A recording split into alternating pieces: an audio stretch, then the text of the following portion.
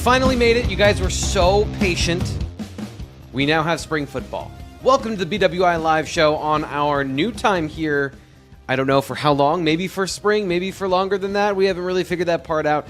I'm Thomas Frankar. It is 2 p.m. on a Tuesday, and we're talking about spring football because Matt Campbell had his press conference earlier today to kick off spring football. They've already had a practice today. He talked about why he likes to do that.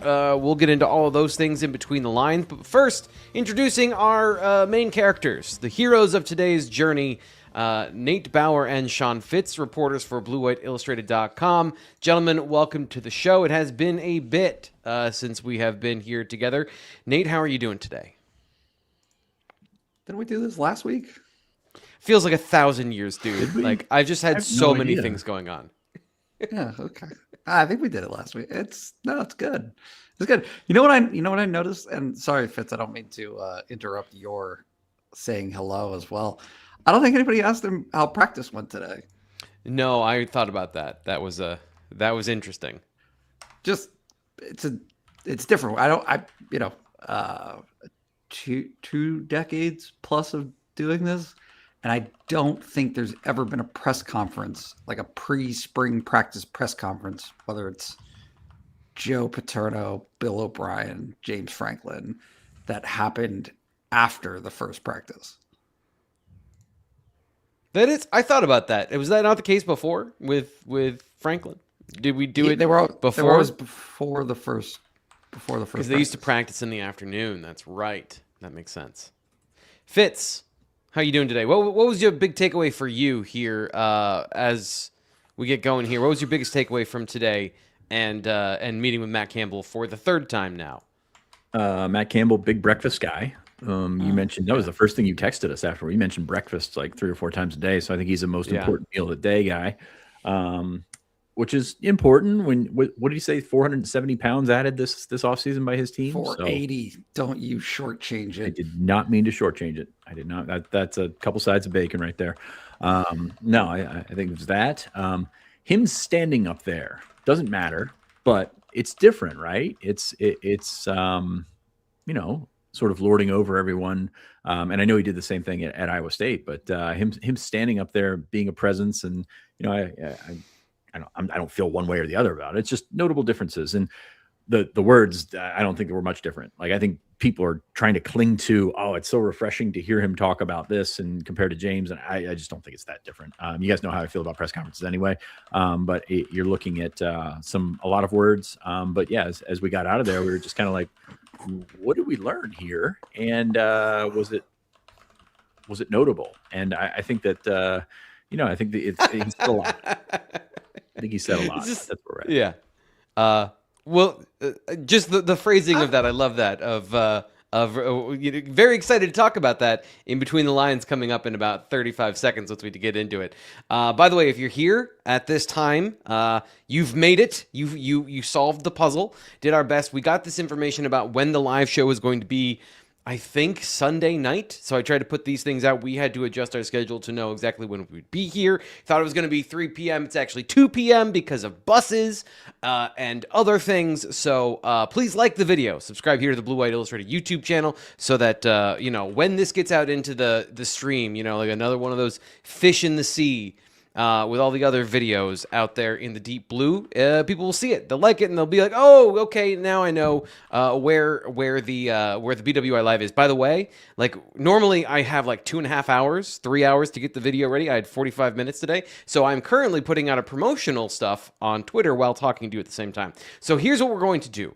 I am going to hit the Between the Lines intro, then we're going to get into the actual things that Matt Campbell had to say this afternoon, and we'll get going so I can do all this behind the scenes and make it look all pretty. I met with Dan Connor, and it took 2 seconds to say, this human gets it. He is Penn State football.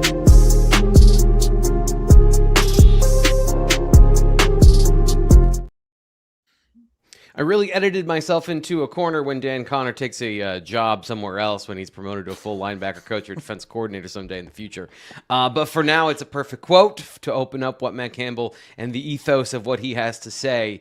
It seems like there's a theme in terms of what he's interested in saying up on the podium. And we're going to go into this one, Nate. This one's for you. Well, a lot of these were for you. I was leaning on you for what you wanted to talk about here. Actually, no, because dealer's choice. Do you want to go with injury situation, or do you want to go with the what's concrete about the program? You be my Even the Concrete. tape, you guys will get to come out to practice on Thursday, and some guys will look wow, some guys won't look wow. It is what it is. Like, all that stuff is stuff. But to me, what's concrete is, who are you day in and day out? Can you consistently show up and have habits that when these results come, and the world we ask college football players to live in and college athletes today, right, is you're so under scrutiny, right? You got social media, you got all these things. And if you don't have a great foundation to you in terms of your habits and your process, then you're going to get thrown into this world, whether you have success or failure, and it's going to eat you alive. And it's really developing the habits it takes to consistently show up and get 1% better every day, and have the habits it takes, that whether yesterday was a good day or a bad day, to show back up and to work and grow and get better. So Nate, what did he say there that you thought was important to single that part out? T-Frank, I'm overwhelmed by just all the things that are my favorite things, and I cannot, like, starting with your intro, I was just waiting for, like, wah, wah, wah, wah. Like, we the best. No, so that was where I You mean started. we dem boys? No, it doesn't matter. Oh, okay. It's the kids.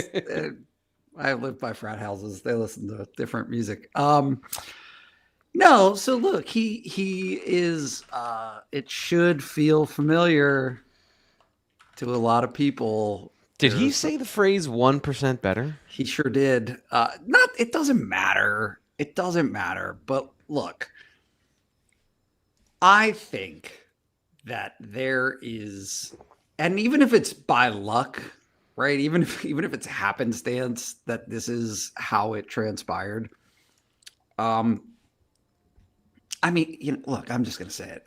Everybody was ready for the end of the James Franklin era, right? Like, I mean, it just it got it, and I'm not.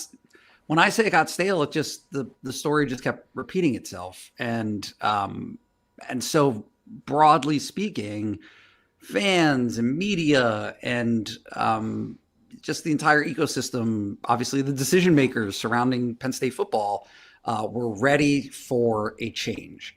I think that the change that was intended for the program was to do something very different from what it has been in the past, and what it certainly had been under James Franklin. And, just as water, right, flowing through the channels, right, creating, it's just well worn, like it always finds its way home. And Matt Campbell is, it's so classically Penn State. It's so seamless of a fit of, hey, everyone out, he talked about social media and the distractions that players are under, and how they all these different things that are cycling around them constantly. But what's important? None of it. The stuff that we see when we go to practice on Thursday. Okay, some guy had a good day, some guy had a bad day. That's going to happen every day of camp. The things that are important are: is this player? Are these players, are these groups of players, are these coaches, are all the people in the program maximizing their ability every day, every time that they enter the weight room, every time that they enter the meeting space, like all of those. It's so core and fundamental to what the identity of Penn State football has been, really going back to Joe Paterno, that it just makes sense. And so I'm curious to see how fans respond to it as this thing goes along. But it should feel fairly well worn, because it's been a pretty consistent message. Again, for the 20 years I've been doing it, but certainly fans and people around the program have been listening to the same type of attitude and same type of message for decades before that. Yeah. So yeah, we'll see. Fitz, what do you make of that? Is there anything you thought when he gave his concrete answer about essentially the same process that every coach preaches in terms of getting better every single day and winning every single day, but with his own flavor and spin on it? Was there something that Nate said that you found interesting in the reply? Profound respect for all this stuff. All that stuff is stuff comment. That is like, that's me to a T. Like if I get stuck, that's something I would say. But you're looking at this process playing out and him without saying it, saying, hey, like, we're at a spot right now. We could probably use some more guys at practice. We could probably use some more of a little bit of everything. And like, I don't think he went out there to set expectations, but like he kind of addressed the room, said, hey, you're going to be at practice on Thursday. There's going to be a lot of guys that either aren't there or aren't performing, might not have a great day. But that's not the entire picture. And I think that that's what he's trying to get across there, is to say, hey, this is a build. This is something that we're, I know everybody wants 10, 11, 12 wins or whatever. This is a build, and this is where it starts. And it's a process. And how many times this offseason did we say, this roster in January and early January is not what it's going to look like in August. And then all of a sudden the portal run comes, and it's just, he is a building block guy, and he's trying to like show you the materials that are in front of you and say, okay, well, it's going to be a house eventually, and we're going to get there. But this is something going little by little. And this is a part of that. He's not showing you the rendered designs of the house. He's showing you, here's a pile of lumber, here's some bricks, and we're going to put it all together. And for a lot of people, it might not be exciting. Yeah, he's sending us pictures of him standing on his roof and hoping he doesn't fall off, like some people did yesterday.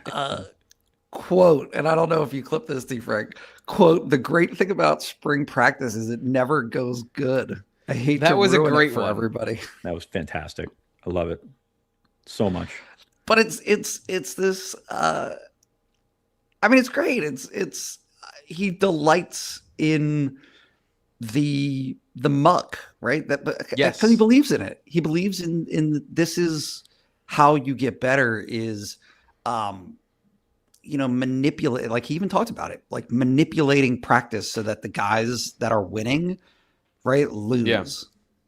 And then you see how they respond to that. Like, see how, because it's just, you have to stack the deck sometimes. You have to simulate experiences. And I'm not talking about just running 2-minute drill and, some of the, like the old, hey, here was this specific thing that the team was in at the end of a game and it was a failure that time.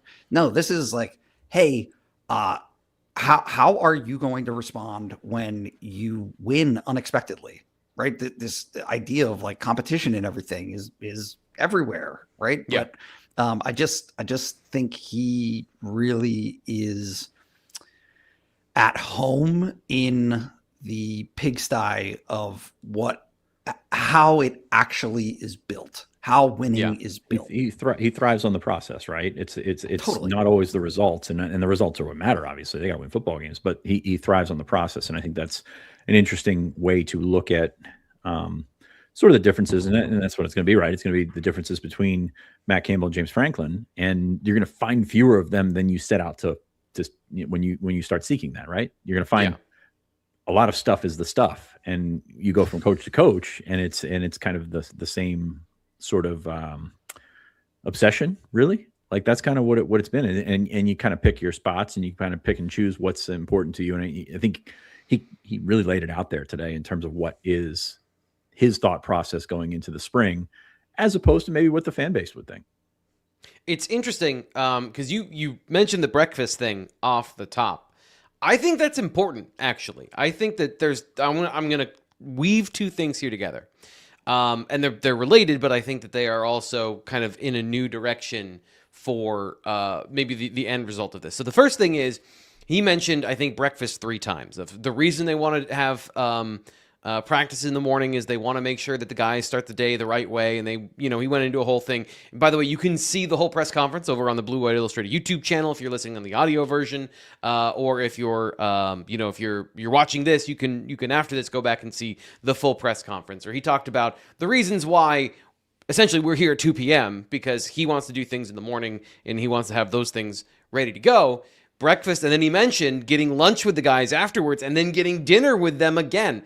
Nutrition is a huge thing. And I just, from some of the things that they have, I've been learning is that they don't feel that nutrition was properly executed, let's say, previously, and they have a renewed emphasis on that in a bunch of different ways. And I do think that, that is kind of an insight right there as to we're going to make sure that we're eating with you 3 times a day, or that you are eating 3 times a day. He mentioned, and you guys said it already, they gained over 400 pounds on the roster this year. I get the sense that if you look at the weight gains, and we broke all that down, and whether you're going over the top of it or you're not over the top of it, it is very clear that this group, who is coming from the Big 12, and Danton Lynn, who's coming from USC, who did not have good run defense last year, they are building what they view is a Big 10 team. Big in the trenches, nasty, physical, run the ball, stop the run. And we're going to focus on being as nutritionally dense as possible. I thought that was, kind of coming out of that heading into spring football. I think those are some of the things that I picked up on in the nuance of those conversations, that context of talking about breakfast 3 or 4 times. So he was asked about practice in the morning, and it's a different thing here at Penn State. They always used to go 4 to 6-ish, something like that.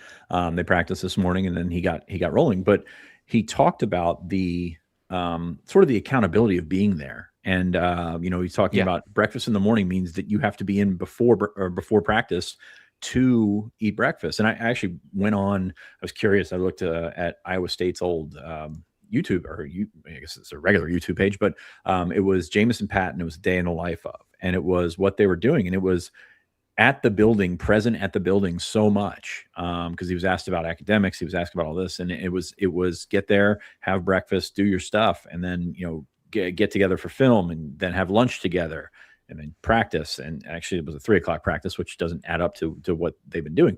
But then it was dinner. And Campbell kind of addressed that in the answer to his question about morning practices is you're there and you're accountable. So it's not so much here, this is what you need to be eating, but you are sort of in fellowship with the guys around you and present at all those meals, and not skipping out to, have lunch with your buddies or have dinner with your buddies or something somewhere else. And that is, to me, is where the accountability comes in. And that's where the team building comes in. I mean, it's your family getting together for dinner, as opposed to just kind of grabbing a la carte whenever you can and sitting down and eating whenever going you to can. eat in your room.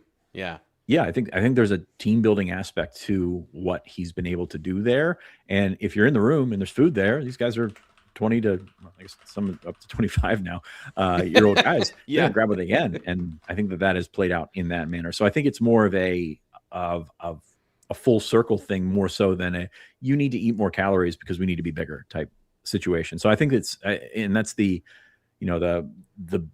micro more so than the macro, in terms of this team is getting bigger, but also they have to build, they have to be together, they have to remember the Titans, this stuff, and come together and do all the things that are going to make them a team eventually. And it's going to be a process. And I think it has been a process so far, and it's been fairly successful in terms of the organization of all that. Nate, do you have a response? You guys are just totally missing the point.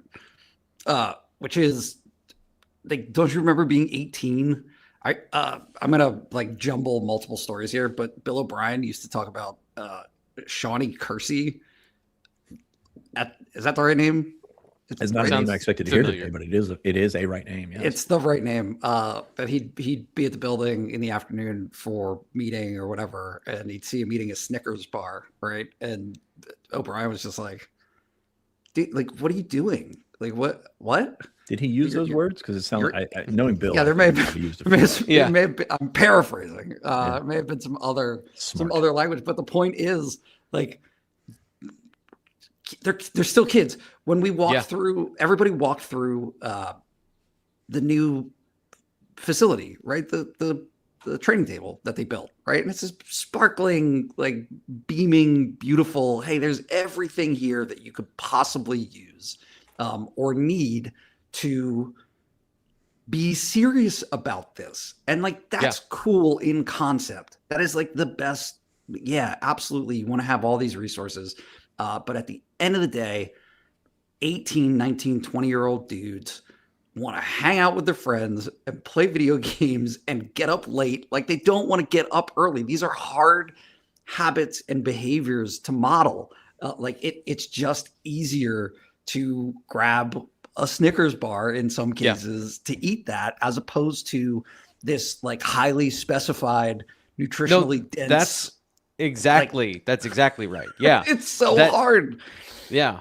No, I think that's absolutely the point that they're trying to get across when it comes to the accountability to all of it. Now, one thing that I know is calorie dense and delicious. Perfect. Anti-Fragile Brewing Company. So who's been there most recently and who wants to do the read? I'll just flip a coin. Not me. Fitz. Go ahead, Fitz. Fitz, you look last ready. time I was there, Nate was there too. So, and usually when that happens, Nate stays a little bit later than I do. But no judgment there. Because if you stay later, you're gonna have a great time because it's the best beer in State College. Anti-Fragile Brewing on East Calder Way. Perfect time of year for Anti-Fragile Brewing. The patio out front is getting opened up. The cheesesteaks out front. Fantastic smell with those cheesesteaks, and the people inside are wonderful too. So be sure, if you're in town for any sort of event in the next couple of weeks, months, even in the summer is a wonderful time to stop by. You make sure you need to get to Anti-Fragile Brewing Company. Again, wonderful beer, kombucha, mixed drinks, just a great atmosphere, great conversation, and just a wonderful place to be around. And I think it's a terrific sponsor for us for a long time. And I believe next month is their 4th anniversary. They believe really 2022. So they've been humming along for a long time and been growing. And it's been a wonderful addition to State College in the last couple of years. Yeah, so make sure, like Fitz said, if you go downtown, you're going to be out and about. It is now spring. You can sit outside. The best thing in life to do, in my opinion, is to drink outside. So their front porch, open for business. Go check them out. And if you go there, tell them we sent you. I want to get into this quote from Matt Campbell next, which Fitz or Nate, you've alluded to already, the injury situation to start camp. Yeah, I don't know if it's much different than past years. I just think, you at the end of the season, that's the world we live in. You're going to have injuries and you're going to have guys coming back, from season-ending injuries, and that's, some of those are major, some of those are just cleanup. But I think, again, from my end, slow and right with anybody that's coming off of an injury is still priority number one. What can we get them into? I think the good thing about guys that had season-ending injuries a year ago, at least they can start to do some things, and we have to create a practice that allows those guys to get reps, whether that's walk through or a run through or whether that's individual. How do we progress those guys forward where they can still grow in spring practice? And then I think what it does is it gives a lot of other guys opportunities to get evaluated. And so, I don't ever look at that as a negative or a positive. It is what it is. And it's one of those situations where we have to do a great job as the coaches of creating a learning environment for everybody to grow forward. Has it changed us much? We certainly do have a lot of guys that will not be at least live reps in this spring, but that's no different than other years past where I've been. So first off, grow forward is going to be something that he says very often. I think he even said, you're going to hear the same things from me. I have phrases like that. I like that. Grow forward. It's not just grow anywhere you want. It's specific. Got to grow forward. Nate, do you buy that it's an issue or not? Actually, no, Fitz, I want to come to you this one. He was asked several times, do you have a rundown of the guys that aren't available? Do you have names that you want to share? And he shared some of the guys that came up in conversation, didn't have the rundown in front of him. Is it a deal or is it no deal, their injury situation, their health situation as they start practice this week? Well, there's no games in the spring, right? So cautious is the way to go. So when you're talking about bringing guys back, like Tony Rojas, Max Granville's a little bit further out. You've got a bunch of guys that had injuries last year. Jeremiah Cooper in the secondary is one of those. So you've got a bunch of guys that are coming back, and there's no need to press forward. This is not anything new with spring football. It is, hey, some of these guys have played before. They understand what's going on. They understand the idea. You bring them back too fast, and all of a sudden, You lose them for 2026. That's not great. So you've got that. And then you've got the element of cleanup, which has been a very, very big theme for Penn State this offseason, whether that's tied in with how many guys came from Iowa State with bumps and bruises that needed to be addressed, or what the difference is between the examinations at Iowa State and Penn State. I think there's a bunch that goes into that, but we've already seen what Anthony Dunk is not going to be there this spring. Andrew Rappelier is not going to be there this spring. Gabe Burkle's coming off an ACL. So there's a laundry list of guys that won't be available at all, number one, or number two. And Matt Campbell addressed it a couple times. They're going to be there, but they're also not going to be there. Not live reps. Yeah. Chase Soul, Brett Elskudson, Rocco Becht, who we'll talk about here in a second, I think. You're finding every time that you knock another notch of a guy that's, not going to be there in the spring, it affects everything else, right? So you're going to have issues when you don't have a quarterback, tight ends, wide receivers, offensive line, that all of a sudden 4 out of 5 positions on the offensive side of the ball, you're pretty shorthanded in some spots. So it's going to be interesting to see how they handle it. There's a lot of, the kind of their benefit here is there's a lot of team building that still needs to be done. There's a lot of installation that still needs to be done in terms of a lot of guys know the offense already, but a lot of guys don't.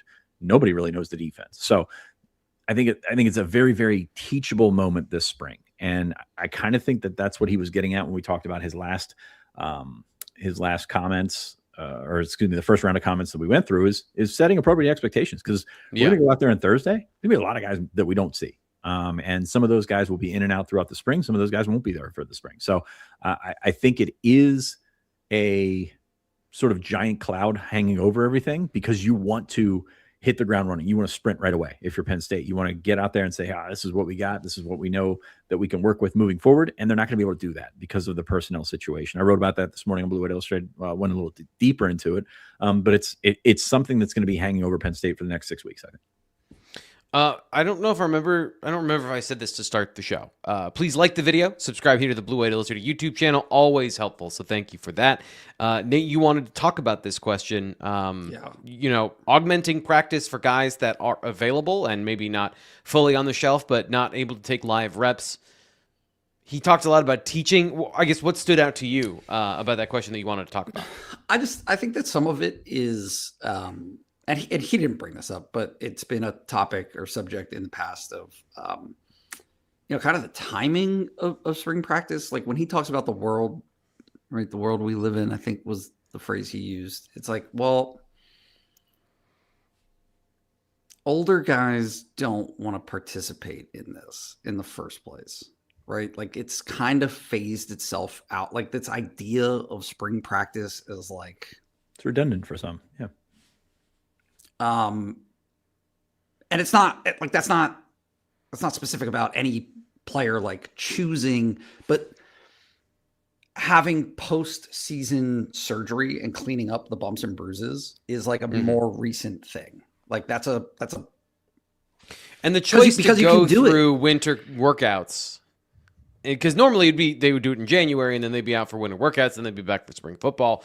And this seems very different, as you just pointed out, to do it now, right before spring football. The number of guys that they had that their season ended during the season was a lot. Like for Iowa State, and certainly Penn State has some as well. But just in general, this fad is the wrong word, trend, right? Of like, okay, if it's medically available to you to be at your best by the start of the season, as opposed to whatever, letting nature run its course and you just have a finger that is crooked and goes the wrong way, like you're going to do that. Like most of those players, most of those guys, yeah, there it is. Most of those guys are going to take advantage of that and utilize that opportunity. So, I mean, I just think he didn't get into it, but I am.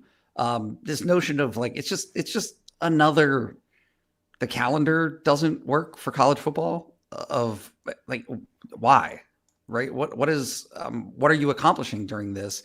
And I think that what he's saying and what he is alluding to is like, it is purely on the coaching. It is to be expected in this day and age of college football. It is to be expected that again, I mean, it transcends it transcends coaching staffs, right? Like we were having this conversation last year about a lot of the same stuff. And things that were talked about are, hey, is maybe a late May, early June OTA like on the table for college and that makes football. more sense. That makes more sense from a model perspective anyway. I guess there's two things I think here. First off is that this is the teaching phase. You can't have the pure NFL model because part of what happens on the college level is teaching. Dan Lynn talked about this during the winter when we talked to him we don't know what they know when it comes to football. There's a level of expectation. You go into minicamp OTAs, all your veterans, they understand what cover 3 is. They know how to rotate and get from one look to the other on defense. Everyone knows what an option route is when you're on the offensive side of the ball. And if you're a rookie and you don't know those things, you got to learn fast. But we're on a level here where they are all rookies in the NFL at the best. So there has to be a teaching perspective. And he talked about that here of coaching is teaching. And that's a lot of what happens at this particular level. I guess the thing is from the physical side. It would make sense if it were, like a walkthrough, shells only, no full padded practices. That's the part that I think is important. There have been people that are talking about getting rid of it completely, and I think getting rid of spring football and getting rid of another layer of education for football players is an insane thing to do. Like, you're going to produce worse football over the course of the lifetime of both leagues with players that aren't getting as much, of the information, or they have to go get it on their own. So I think that there's a middle ground there for sure. But for some of those young guys, like, I think it's still valuable to have that. Fitz, looked like you had something to say. I think it's valuable, but also you look at a year ago and how Penn State handled its spring practice, and notably the spring game, was they had it because there was a portal window. They had it after the portal window. So you're walking on eggshells that entire time. You don't have that this year. Now, does that change with, lawsuits and all that kind of stuff? Maybe, whatever. But you also have the luxury there of having some older guys that you can kind of have a back seat and make those younger guys feel more involved, make those younger guys get a lot of reps, make those younger guys happy, to engage them throughout the offseason, engage them into the next season, and then eventually engage them in the next portal window. So, like, this is all a long play to me, is getting those guys involved, showing them sort of the blueprint of what you have planned for them. And, oh, by the way, Anthony Donk is going to be back for the season. So, all those reps you got in the spring are not worthless, but they're at the same time kind of set the expectation for those players. So I think that has something to do with it. And I think that has something to do with the way that they will continue to approach spring practice as Nate said, OTAs, as somewhere where you kind of boost up the bottom half of your roster, as opposed to, just kind of going out there and going hard for 15 practices every day for a month. So I think that is a luxury that they have with the way that they've built this team. You have the opportunity to get to sprinkle in not just guys that came from Iowa State, but you brought in transfers from all over the place. I think it's a big spring for a guy like Brock Riker, just to learn how things work. I mean, look at the bones of this right now. Is they've got one practice underway, they've got another acclimation practice, then they can put pads on, but not many people outside from those Iowa State guys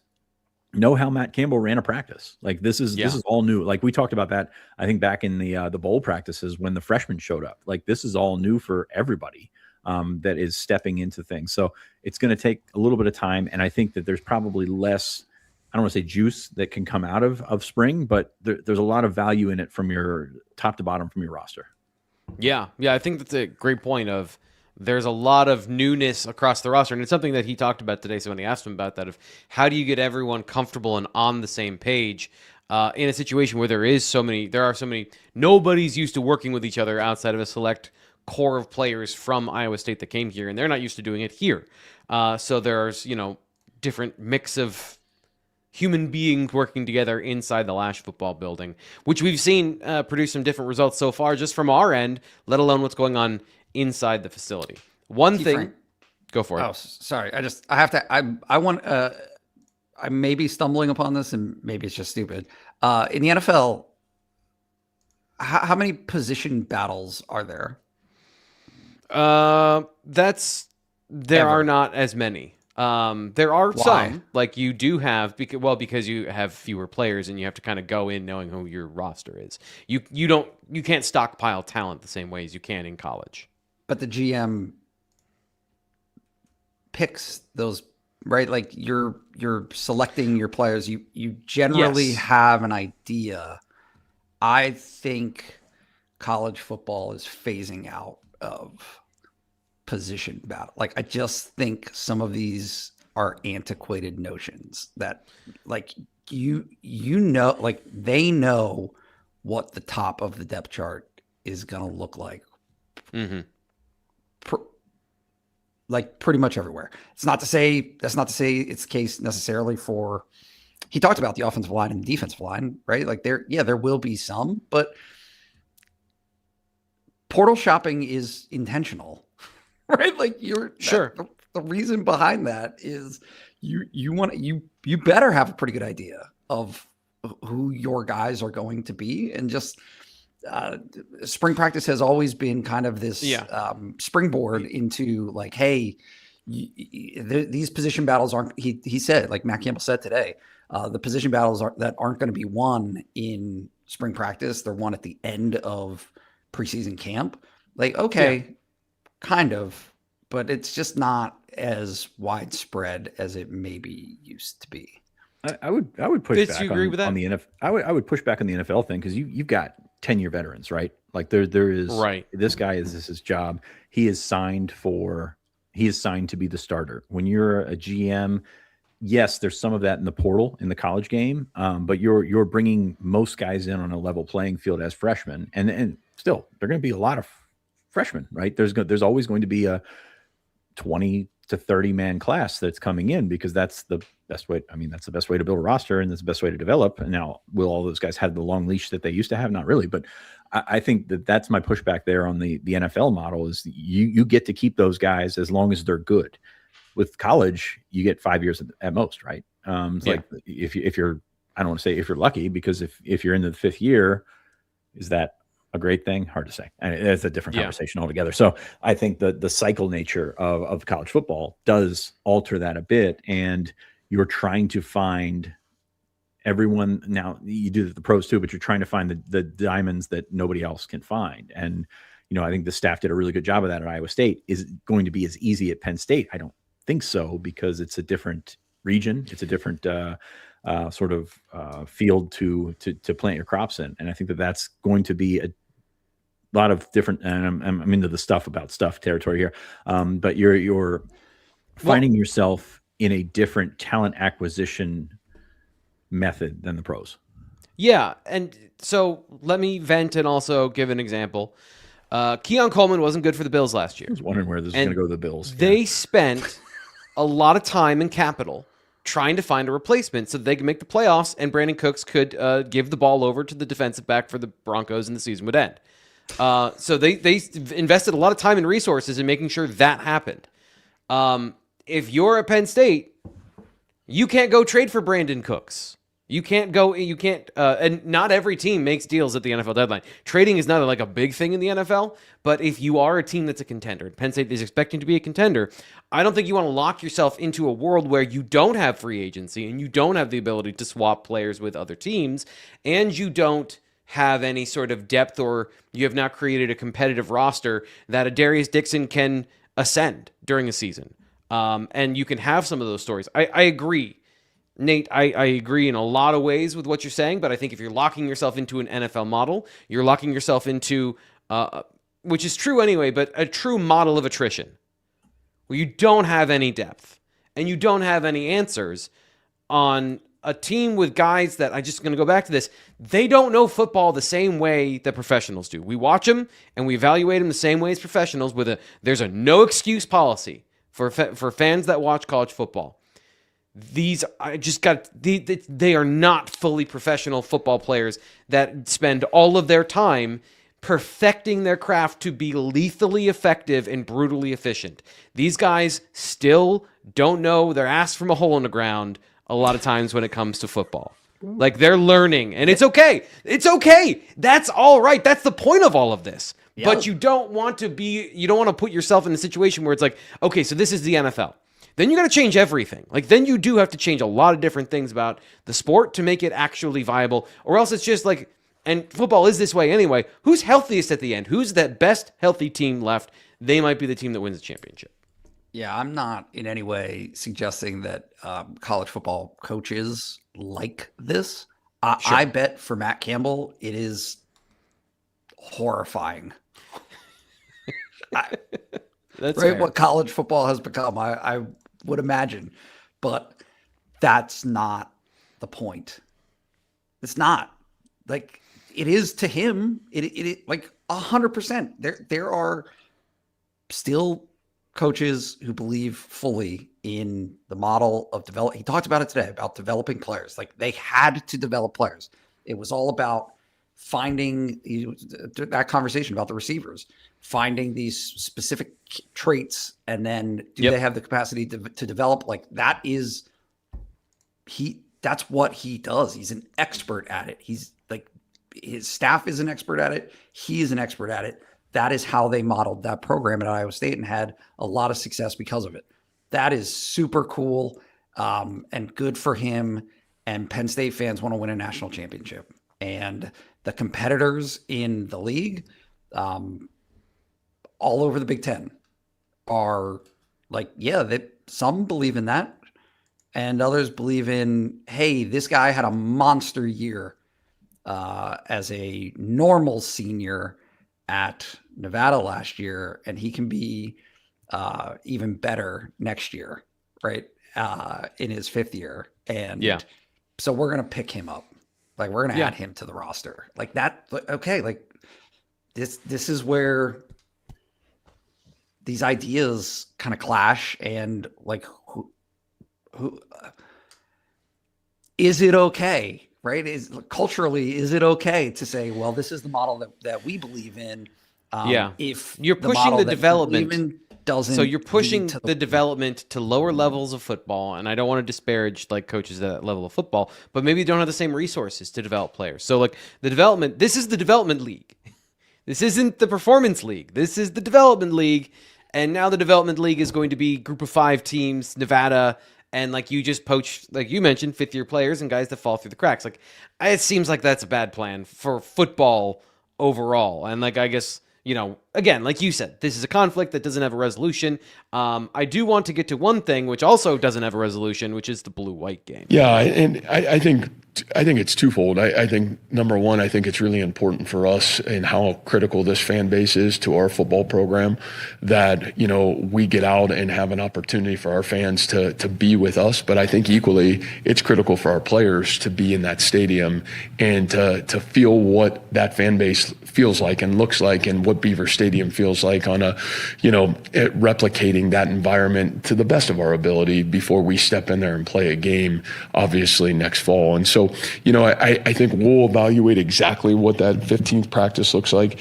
I think, you'll get some version of practice. Hopefully we can get some scrimmaging where we get some live reps in practice and be able to showcase that. But what we won't do is waste a day. What we will do is I think it's really important for us to be out there and make sure we do a great job of, being there for our fans and equally being able to be with our fans, because I think it's really important. I don't know what he said there. Someone want to jump in? Like, that felt like one of the first times I've heard him say a lot of words that truly was don't know yet. They're just he's just not committing because they can't. Like, okay. He can't say yes or no.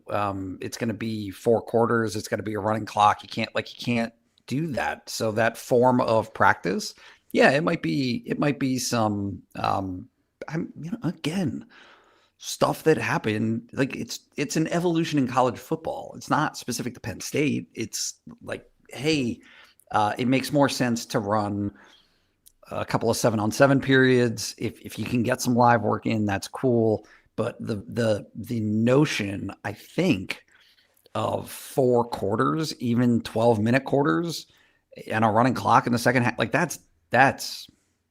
I mean, that's we were talking last April about that. That's the worst. That's not the worst. That's the last blue-white game that I think we'll know in that form, right? Like you were talking about how a scrimmage doesn't make a ton of sense. Now, I think taking the portal window away changes some things. I think Nebraska brought theirs back. Some other schools that canceled it last year brought theirs back. But at the same time, like, you got to maximize what you're getting out of it. And, for the most part, it was a carnival, right? And I think that's what you hear in his voice, or what you hear in what's been told to him, is how drastically important that weekend is to the local economy, which is Penn State football, surrounded by Penn State football, or based on Penn State football, and how the fan base is sort of a synonym there for the local economy for the weekend. Which is why you should go to Anti-Fragile on April 24th, 25th, and 26th. Exactly. That's what I was getting into.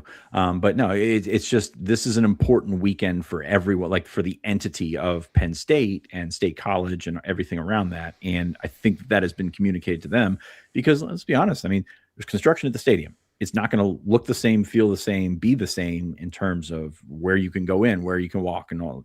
There's stuff that's being worked on that's not just the bleachers, right? So there's that. There is the fact that, hey, can they field a full football or two full football teams? A great point. Not really. And they're going to continue to, go through spring practice and get banged up, as you typically do in spring practice. But, he's asked about the offensive line, and he said there's 10 guys, I think,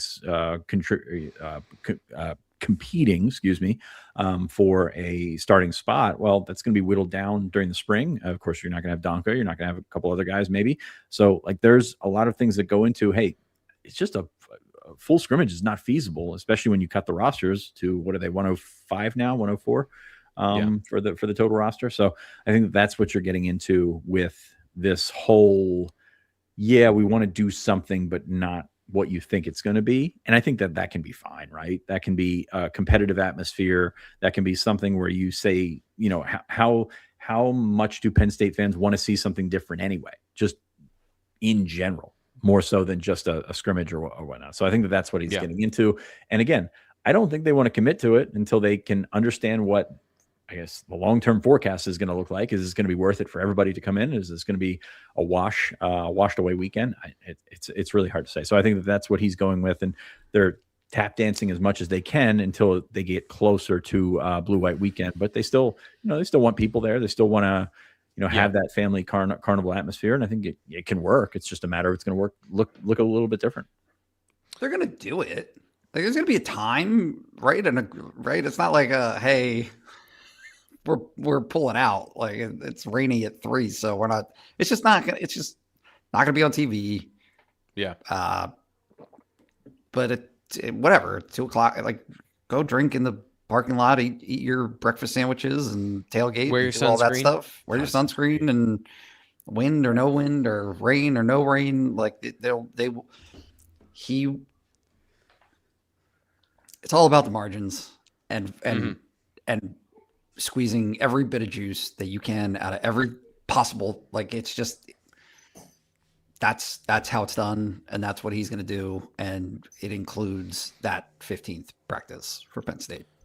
So, last thing for me was something I was surprised by. So I asked Matt Campbell about the defense, because I'm obsessed with knowing when you can do anything, and it feels like their defensive philosophy includes, hey, we're going to do whatever we want based on the talent we have.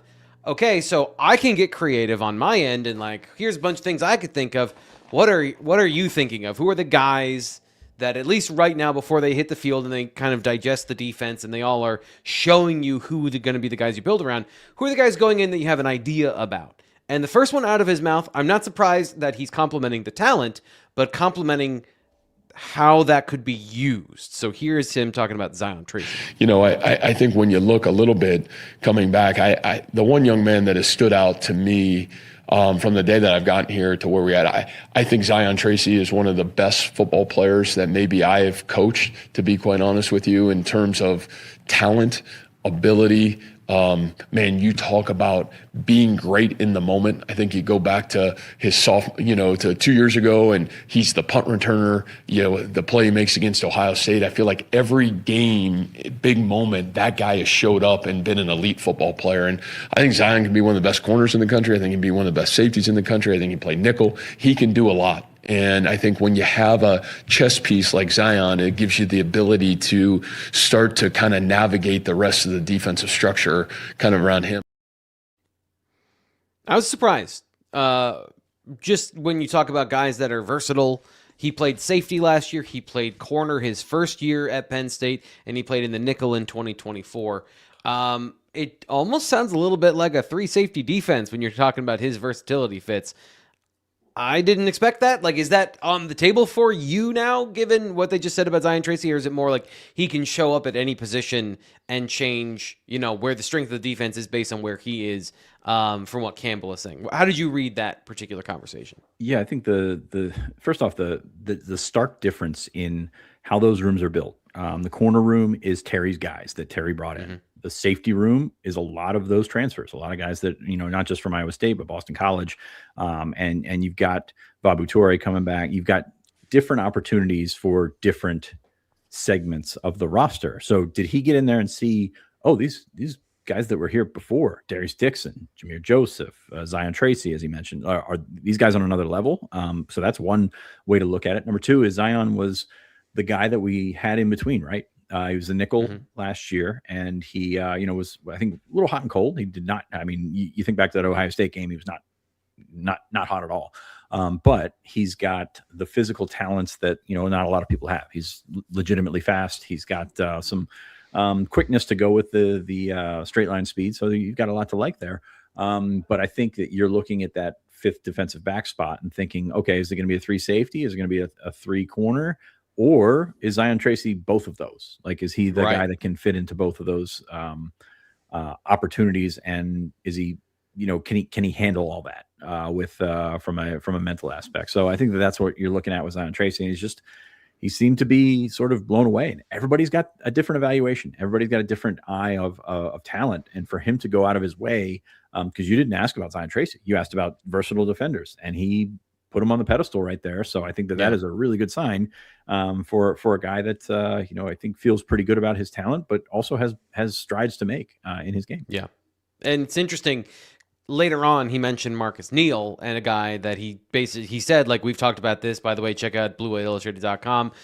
Good time to remind you can sign up for 50% off right now in our spring sale. So if you want to get in on spring football and the things we've been talking about all off season, you can subscribe right now for 50% off. We'll have that up as the outro of the show as always. But again, for our audio audience, and by the way, this is a podcast. So if you watch on YouTube and you're like, I can't catch it today because I'm not going to be sitting on my computer, always listen on the audio version 24/7 wherever you are with your phone. Talking a lot about this defense and Marcus Neal this offseason, where he came from Iowa State. Guy played linebacker, and that's what Matt Campbell said today. Is like, at a certain point, he was between two worlds playing linebacker. So if you got a guy between two worlds playing corner and safety, and a guy between two worlds playing linebacker and safety, versatility seems to be in the secondary. And everything Danton Lynn has done has been primarily in the front, has been in the front 7 with guys that are big enough to play on the interior or to rush from the outside, or guys that can blitz from the edge or drop into coverage. And like, that has been a very front forward defense. And I think it is fair to say, like, if you're going to build around your best players, and the best players in this team are in the secondary, it changed my perspective, like, of the things I've been writing about, the things I've been thinking about with this particular defense. Nate, do you have any thoughts here? Couple. He did bring up Caleb Bacon, right? As he did, defensive end, or he said something like just shy of it. I have a question for both of you guys that I want to make sure is, like, this is my blinders. I don't watch Iowa State football. I don't watch Big 12 football for the most part. Is it a fair characterization that Matt Campbell is probably coaching more physically gifted athletes, right? That he inherited more physically unique, right? Like, so this is what I was trying to say earlier. This is what I was trying to say earlier about big in the trenches. I think that there is an emphasis from them that, yes, they freak athletes on the offensive line. They've never had offensive linemen like this. They've had one or two. And like in Ryan Clanton's career, he's had a couple offensive linemen that make the NFL. He's never had 5 of these guys or 4 of these guys in the lineup before. They have the opportunity for that, young or not. Like, this is a very talented offensive line. Defensively, they're 330-pound defensive tackles. They got 4 of them, or 320 plus, 319 plus. So I think that there is, like, an emphasis from Matt Campbell, like, we're going to play Big Ten football. So we're going to have Big Ten football players because, yes, they've never had in the trenches specifically. In the secondary, I would say it's more equal. There are more players that can transcend that sort of cross-conference ability that these guys can play at this level. Fitz, do you disagree?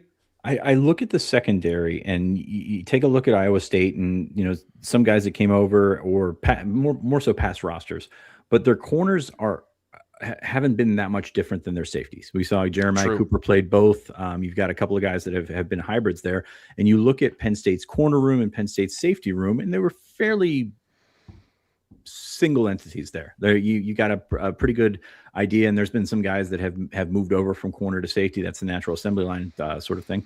But you see different sort of skill sets in the corners and safeties where you didn't see that as varied in Iowa State. Now, granted, I did not watch nearly as much Iowa State as I've watched Penn State, but like Darius Dixon's different than the corners that they've had before. Not that they've had bad corners, but they just, there's a little bit difference there. So nobody can run like Davian Collins at Iowa State. Flat.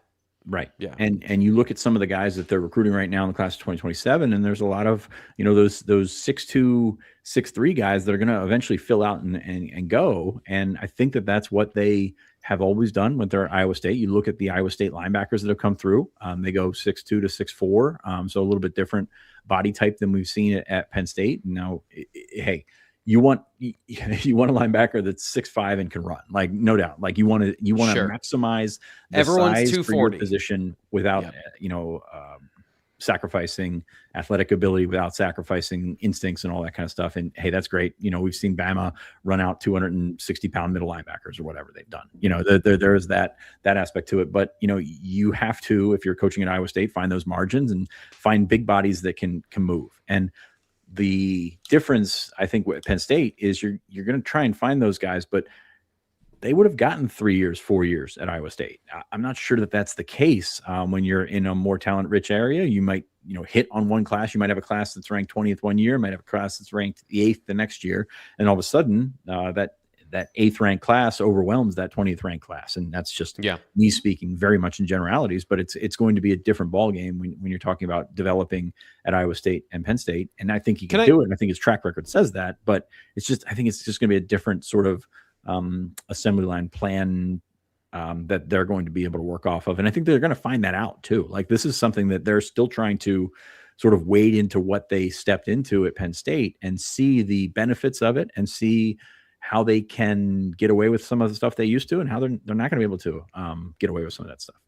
Yeah, and I'm glad you addressed that because I did want to ask that or kind of, probe a little deeper on the recruiting side. By the way, we're going to have a 2 p.m. Thursday show. It'll be after practice. This group is going to be back with you on Thursday to talk about what we saw at practice and some of our big takeaways, some of the things we learned this week. So we won't have a full recruiting show totally this week. We're going to try and find some ways to do all of that, but one of the things I want to get out of here on, Fitz, is that idea of the cornerback room specifically, where we've seen Terry Smith go after big corners, right? 6'2" corners. They've tried to get some of those guys.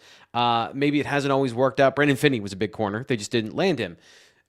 This other group absolutely wants big corners because you're right. Like, I think it's fair to say, like, when you're playing 90% zone and maybe you don't need guys that can play man coverage and you can find a way to make your defense work differently, you can get bigger, more physical corners that can maybe blend to safety and maybe they're a big corner.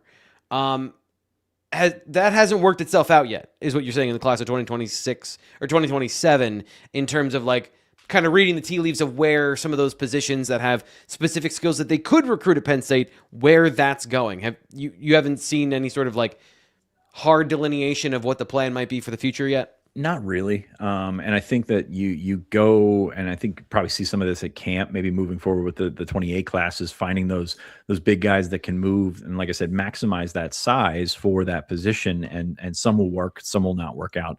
You mentioned Terry likes to go after longer corners. That doesn't necessarily mean 6'2", 6'3" corners, but right. He had a ton of success with Joey Porter. And then you kind of go through and get the blueprint there. 2 classes ago, they had Xavier Thomas and Josh Johnson, which are 2 opposite, body types in terms of what they're looking for. So I think that how do you mesh that, and how do you bring, and while we're on this subject, how do you bring Terry's guys and mesh him with the rest of that defense? Because I think Terry is going to stick with what he's been doing, because it's been pretty successful. So I'll be interested to see how all that comes together in the next couple of cycles, and how they get the most out of what is available to them in the region. And as they continue to get accustomed to the people in the region, accustomed to the relationships that they have to develop all throughout the East Coast. All right. Nate, any final thoughts? Get us out of here on maybe what you're thinking about, what you're going to write about after today, hearing Matt Campbell and some of the things you're thinking about here with spring football starting. That's a great question. I ask good questions. Yeah, sometimes. he said that. Matt Campbell said that a lot today too. He said that was a great question. No, I don't know. Look, it's he's obviously getting started and being careful about what he says. I'm not sure exactly if that's the right way to put it, but he's just I don't know. He's obviously ready for spring football and the developmental side of things. Like that, to me, that's just the primary takeaway is, look, this is a process. This is a building thing. I think that the conversation that has been so prevalent about Penn State football over the last 5-6 years, right? Of like preseason, top 5-10, is it a college football playoff team? Like all of those things. I do not think like, and trust me, I get it. I understand fans having the conversation about like 10 wins and the betting lines have been set and can the schedule, right? Like all of that stuff. All of that stuff is stuff. It is well done. Stuff. It is stuff that does not matter. He's got to concoct a football program, and that is happening right now. All right, we're going to be, I think that's a perfect place to leave it, because we are going to be chronicling, following, and reporting on that exact process. I'm super excited. I have been trying to contain it. I am so excited to go to practice on Thursday. I am sad because we have to change the time of the show and the rhythm and the schedule and all those things. I'm legitimately like, that's been a sad thing for me this week, because I think it's been very successful for us here on the YouTube channel. But oh my gosh, am I excited to go to practice and learn some stuff about Penn State football. That is going to be something we're going to be doing for you here on the Blue White Illustrated YouTube channel. We'll be recapping that on Thursday. And we're also going to, of course, have this, I'm assuming this is going to be the 2 p.m. slot next week, because Matt Campbell's going to speak after practice on Tuesday morning. So, yeah, subscribe. Be here. We'll be here for you. May not be at the same time, but we're definitely going to be here for you on the BWI Live Show. I'm Thomas Frank Carr for Sean Fitz and Nate Bauer. Thank you so much, guys, for working with me this week through all of this stuff. We will be back tomorrow to talk about it with Greg Pickle. We'll talk to you then.